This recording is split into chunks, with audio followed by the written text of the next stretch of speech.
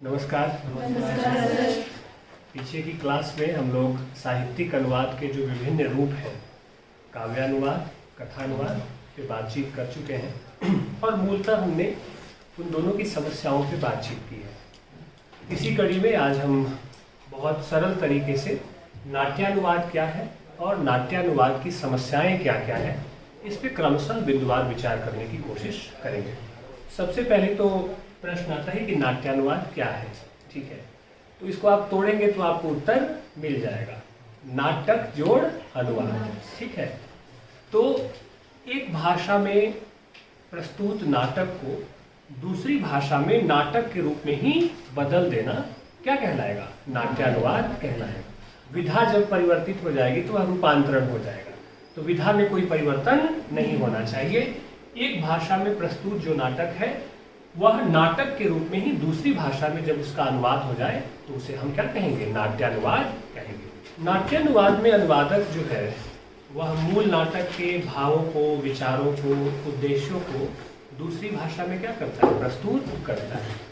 और साहित्यिक अनुवाद के जितने भी रूप हैं वह बहुत ही चुनौतीपूर्ण काम होते हैं, वह काम आसान होता नहीं है, क्योंकि ऐसी प्रक्रिया में अनुवादक को कोई भी विधा हो जिसका वह अनुवाद कर रहा हो, नाटक के संबंध में बात कर रहे हैं, तो अनुवादक को मूल नाटक को बार बार पढ़कर समझकर उसके मूल भावों को क्या करना होता है? आत्मसात करना होता है।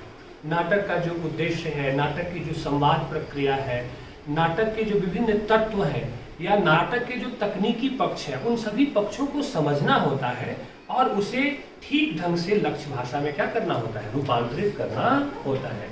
इसलिए यह काम जो है आसान काम नहीं है। नाटक का अनुवाद करना या कविता का अनुवाद करना या कहानी का अनुवाद करना यहाँ पे एक पुनर्सृजन का काम है, एक सृजनात्मक गतिविधि है।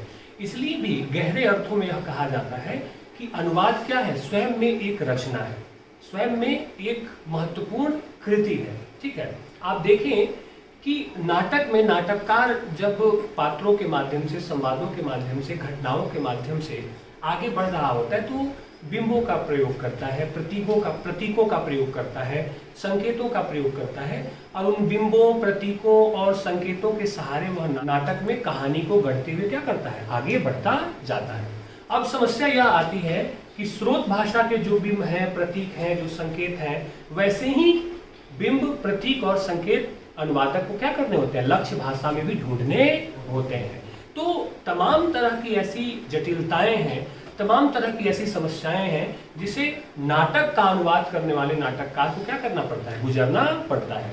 और इसमें सबसे बड़ी जो समस्या है वह समस्या है अभिनेयता की समस्या। आप सब जानते हैं कि नाटक साहित्य की एक ऐसी विधा है जिसमें क्या होता है? अभिनय प्रधान होता है, दृश्य विधान भी होता है और श्रव्य विधान भी होता है। कहानी को हम क्या करते हैं? पढ़ते हैं। उपन्यास को हम क्या करते हैं? पढ़ते हैं। कविता को भी हम पढ़ते हैं। लेकिन नाटक में क्या है? उसका मंचन, दृश्य मंचन हमारी आंखों के सामने प्रस्तुत हो रहा है। ऐसे में आप देखेंगे कि जब किसी नाटक का अभिनय हो रहा होता है तो उस नाटक में शामिल होने वाले जितने भी पात्र होते हैं वे पात्र सिर्फ संवाद नहीं बोलते हैं, उन संवादों के साथ क्या करते हैं? अभिनय भी प्रस्तुत करते हैं। उनके हाव भाव, बोलचाल, बात को कहने का तरीका, सलीका, उतार चढ़ाव, कहाँ क्रोध है, कहाँ विनम्रता है, कहाँ प्रेम का भाव प्रस्तुत होना है, तो ये सारी चीजें क्या होती हैं? संवाद के माध्यम से प्रस्तुत होती हैं। ऐसी स्थिति में स्रोत भाषा की प्रकृति अलग होती है और लक्ष्य भाषा की प्रकृति अलग होती है।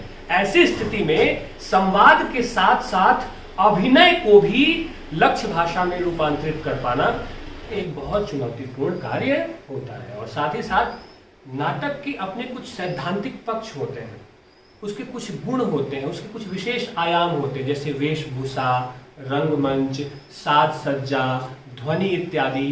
तो ये सारी चीजें कैसे लक्ष्य भाषा में स्थानांतरित हो, यह एक बहुत ही चुनौतीपूर्ण और मुश्किल काम होता है।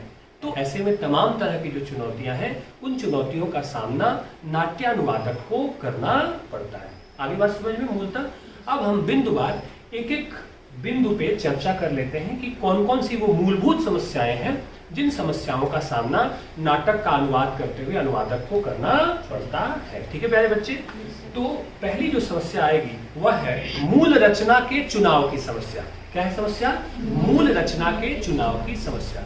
मूल रचना के चुनाव की समस्या से मेरा मतलब यह है कि नाटककार को जिस नाटक का अनुवाद करना है तो उसका चुनाव वह कैसे करे, वह किस तरह के नाटक का अनुवाद लक्ष्य भाषा में प्रस्तुत करे, इसके चुनाव की कसौटी क्या होनी चाहिए। तो इसमें आप देखें तो सामान्यतः 3 तरह के आधारों का सहारा लिया जा सकता है। ठीक है, पहला जो आधार है वह है अनुवादक की रुचि, प्रतिभा, कौशल या योग्यता, कि जो अनुवादक है उसकी रुचि किस तरह के विषय में है और उस तरह के विषय से संबंधित नाटकों को वह चुने और उसका वह अनुवाद करे। ठीक है, उसमें उसकी अपनी प्रतिभा और योग्यता भी शामिल है। ठीक है, दूसरा आधार है कि नाटक का विषय वस्तु क्या है, उस विषय वस्तु को वह चुने जो लक्ष्य भाषा के पाठकों के विषय वस्तु से मिलता जुलता हो। स्रोत भाषा में प्रस्तुत नाटक की जो विषय वस्तु है, ठीक है ना, वैसा ही मिलता जुलता विषय वस्तु लक्ष्य भाषा के पाठकों के का हो, इस तरह के चुनाव का आधार दूसरा आधार बनता है कि इस तरह का विषय वह क्या कर ले, चुन ले। और तीसरा आधार बनता है कि किसी भी महान कृति या किसी भी प्रसिद्ध नाटक को उठाए और उसका वह अनुवाद कर ले। लेकिन यहाँ समस्या यह खड़ी होती है कि अनुवाद सिर्फ शब्दानुवाद तो कभी होता नहीं है, उसमें भाव आता है, सांस्कृतिक परिवेश आते हैं, ठीक है, सामाजिक जीवन आता है, धार्मिक जीवन आता है। तो अनुवादक सिर्फ रुचि के हिसाब से अगर नाटक का अनुवाद दूसरी भाषा में करता है तो भी समस्या यह है कि उसे दोनों भाषाओं के सांस्कृतिक परिवेश के बारे में, सामाजिक जीवन के बारे में क्या होना चाहिए, जानकारी होनी चाहिए। ऐसी परिस्थिति में यह बहुत एक गंभीर प्रश्न हो जाता है कि नाटक का अनुवाद करने वाला अनुवादक किस तरह से विषय का चयन करे। ठीक है, ऐसी परिस्थिति में सामान्यतः यह कहा जाता है कि अनुवादक को उस तरह के विषय वस्तु का चुनाव करना चाहिए जो विषय वस्तु लक्ष्य भाषा के जो पाठक हैं उनके सामाजिक जीवन से मिलता जुलता होना चाहिए। यानी कि स्रोत भाषा में प्रस्तुत जो कथा वस्तु है, अब कथा वस्तु बताने की जरूरत नहीं है क्योंकि उपन्यास और कहानी के तत्व मैंने आपको बताए हैं और उस दौरान मैंने गंभीर चर्चा इस विषय पे की है कि कथा वस्तु है क्या। ठीक है, तो स्रोत भाषा में उपस्थित जो कथा वस्तु है, ठीक है, तो इस तरह की कथा वस्तु को चुनना जो लक्ष्य भाषा यानी कि जिस भाषा में नाटक का अनुवाद होना है उस तरह के जो पाठक हैं, उस भाषा के जो पाठक हैं, उन पाठकों के सामाजिक जीवन से मिलती जुलती कथा वस्तु स्रोत भाषा की होनी चाहिए। आई बात समझ में? ऐसे में आप देखेंगे कि ऐसी कथा वस्तु जो बहुत सार्वभौमिक होती है, यानी कि मनुष्य के जीवन से जुड़े हुए ऐसे विषय या ऐसी समस्याएं जो दुनिया के हर सब देशों में, सब संस्कृतियों में है।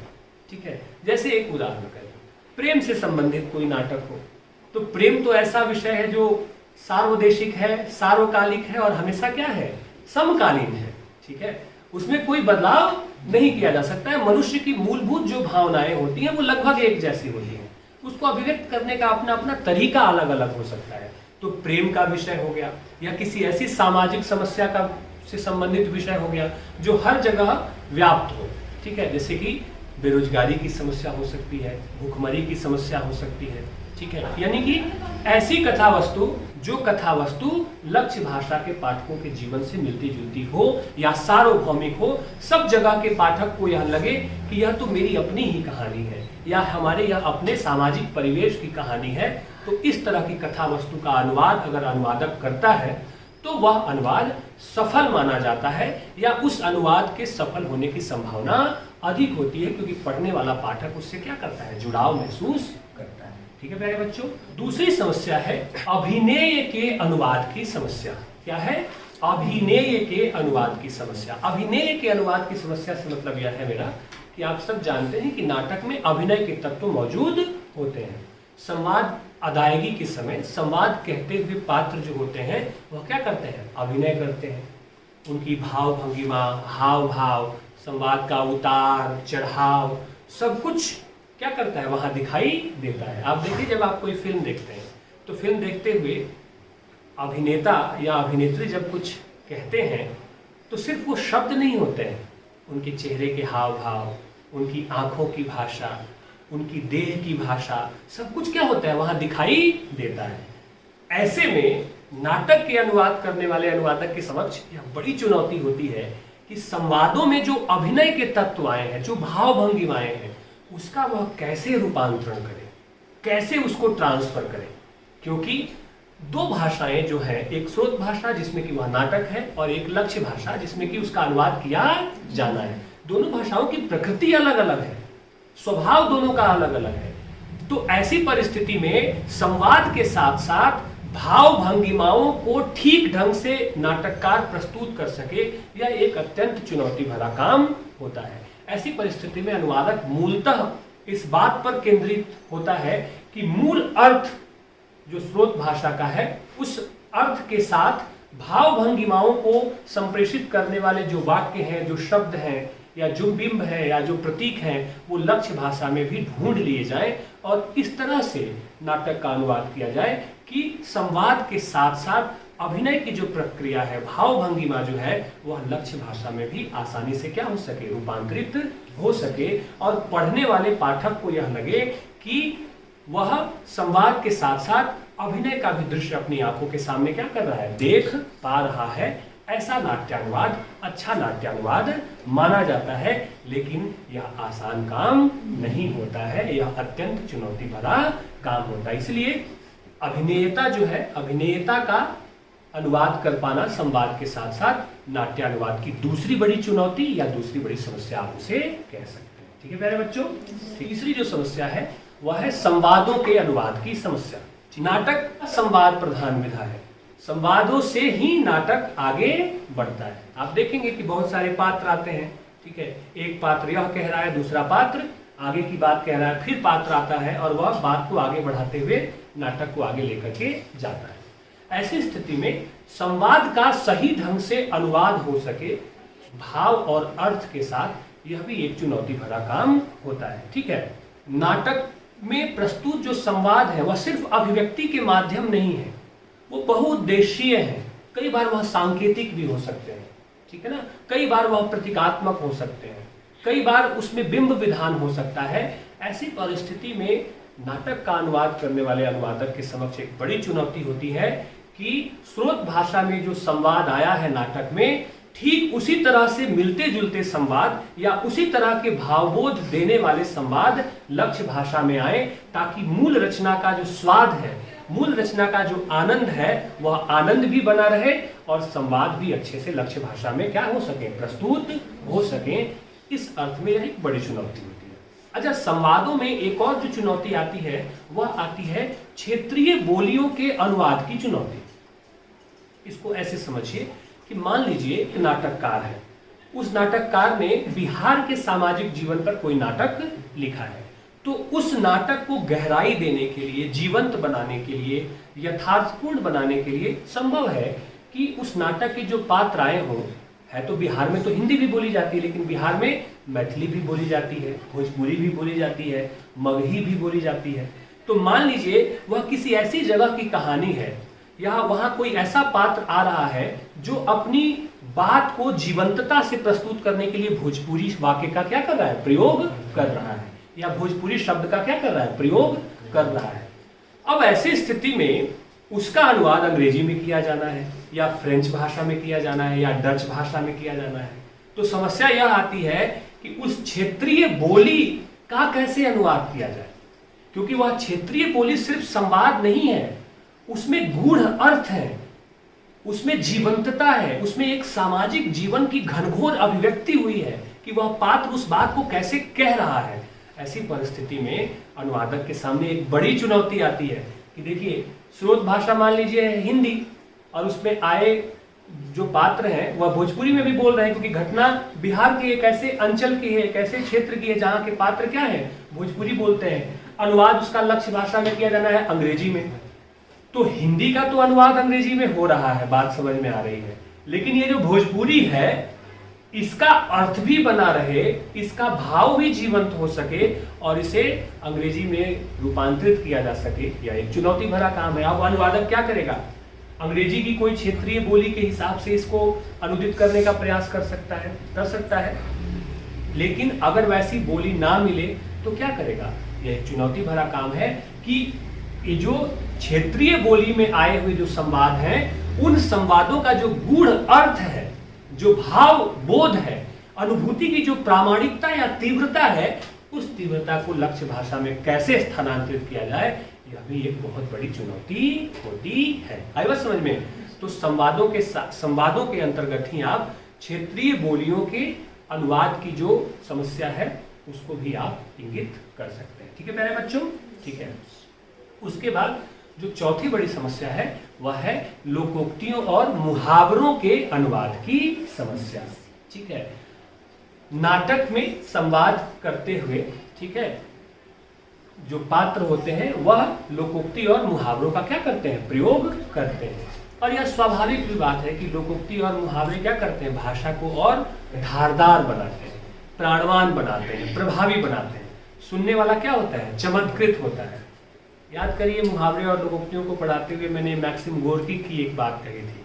मैंने क्या कहा था कि शब्द यदि उंगलियां हैं तो मुहावरे और लोकोक्तियां क्या है? भूसा है। ठीक है, क्योंकि मुहावरे और लोकोक्तियों का प्रभाव क्या होता है? जबरदस्त होता है। किसी को एक उंगली से मारिए, चोट लगेगी? पकड़ के खींचिए और चोट लगेगी कि नहीं लगेगी? दर्द होगा कि नहीं होगा?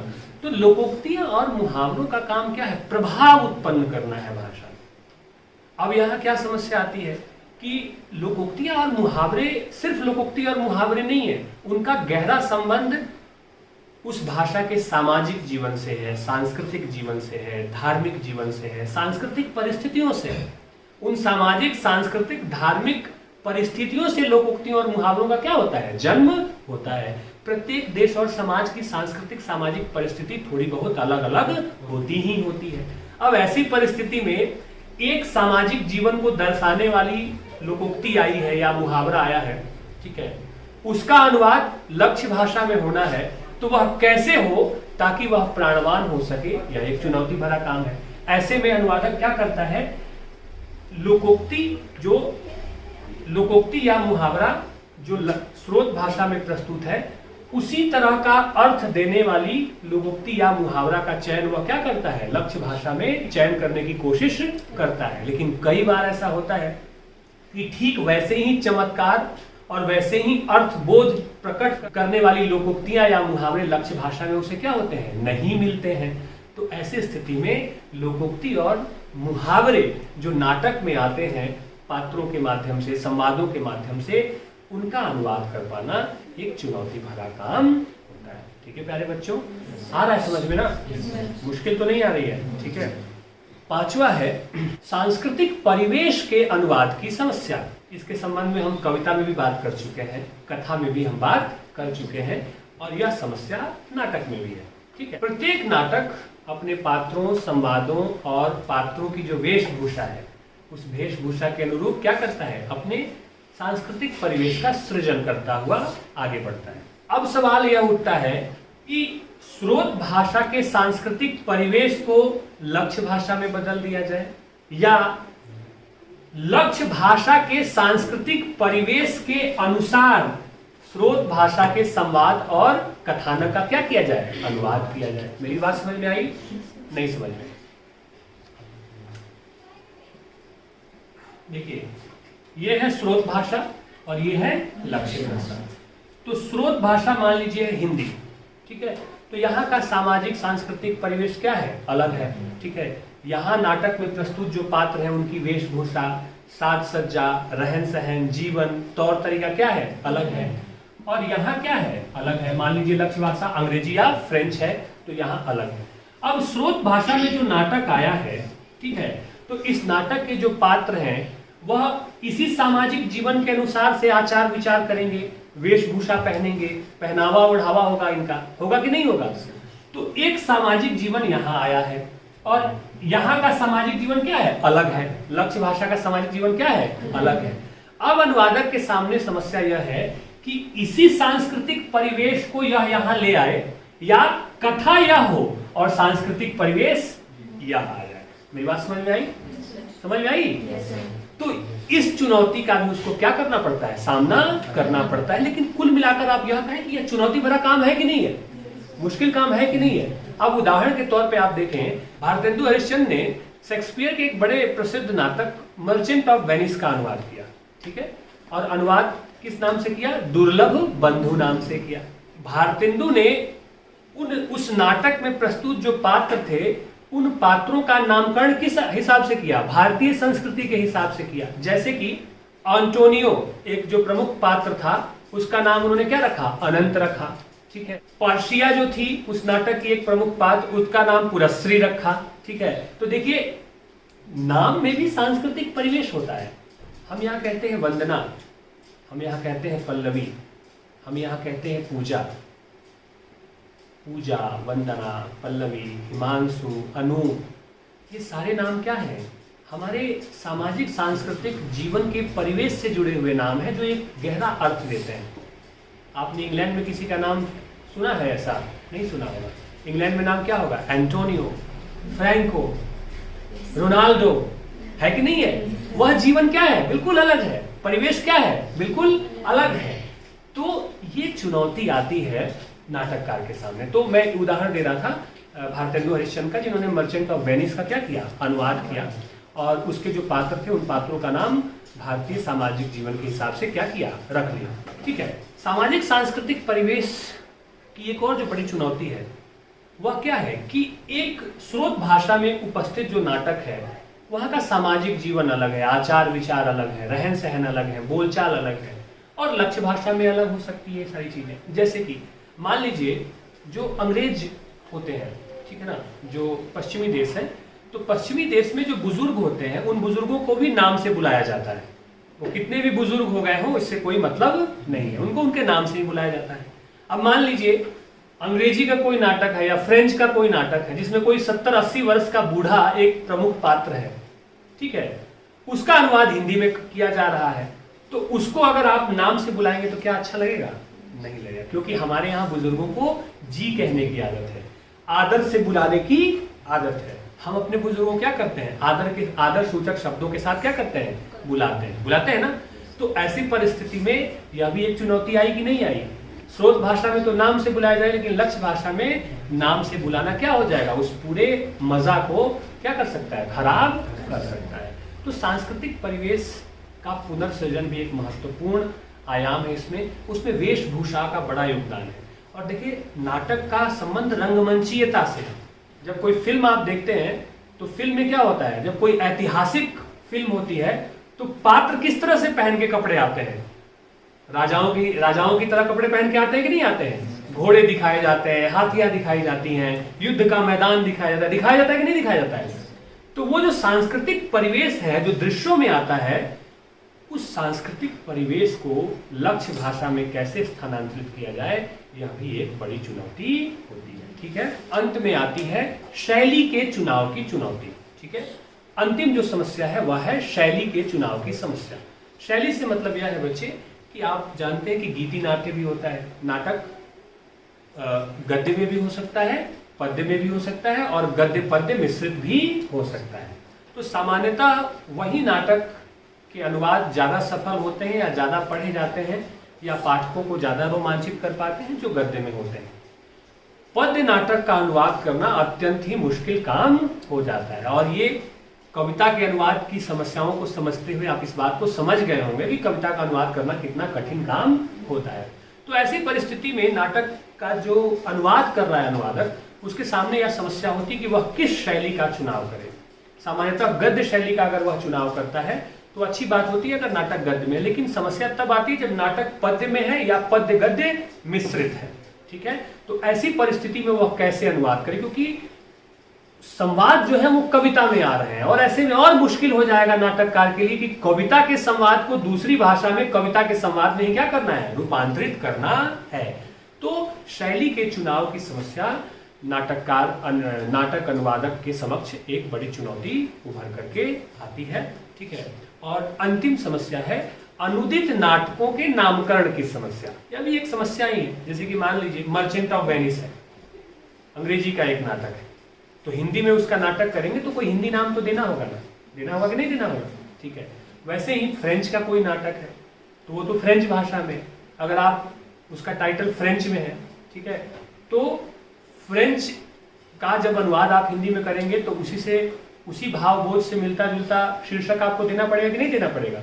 मोहन राकेश का एक बड़ा प्रसिद्ध नाटक है आषाढ़ का एक दिन। तो हम जानते हैं कि आषाढ़ क्या है, हम ये समझते हैं कि आषाढ़ का मौसम क्या होता है, ठीक है, और उस आषाढ़ के एक दिन नाटक की प्रेरणा क्या रही। लेकिन अब आप देखें कि उस आषाढ़ के एक दिन का अनुवाद अगर फ्रेंच में हो तो आषाढ़ का एक दिन नाटक का जो शीर्षक है उस शीर्षक को फ्रेंच में बदलना या उस अनुसार कोई शीर्षक खोज पाना चुनौती भरा काम होगा कि नहीं होगा। तो अनुदित नाटक के जो नामकरण है उन नामकरणों का चुनाव भी एक बड़ी समस्या है, क्योंकि नाटक के जो नाम रखे जाते हैं वो बड़े प्रतीकात्मक होते हैं, ठीक है, बहुत गहरा और गंभीर अर्थबोध होता है उनके अंदर। तो उस गहरे और गंभीर अर्थबोध को, उस प्रतीक को, उस गहराई को जो पूरे नाटक में उतारा गया है, बताया गया है, उस गहराई को, उस भावबोध को नाटक के नाम क्या करते हैं, चित्रित करते हैं। तो वैसा ही चित्रण लक्ष्य भाषा में हो और उसी अनुरूप नाटक का नामकरण किया जाए या शीर्षक दिया जाए, यह भी एक बहुत बड़ी समस्या या चुनौती नाटक के अनुवाद करने वाले अनुवादक के समक्ष। ठीक है प्यारे बच्चों, तो मूलभूत से यही 6-7 बिंदु हैं नाटक की समस्याओं की तरफ संकेत करते हैं। ठीक है, मुझे उम्मीद है कि आपने इस विषय को हृदयंगम कर लिया होगा, समझ में आ गया होगा। नहीं समझ में आया है तो आपको किसी बिंदु पे अगर कोई समस्या है तो आप प्रश्न पूछ सकते हैं। पूछना चाहते हैं? नहीं? ठीक है, तो फिर इसको बंद किया जाए।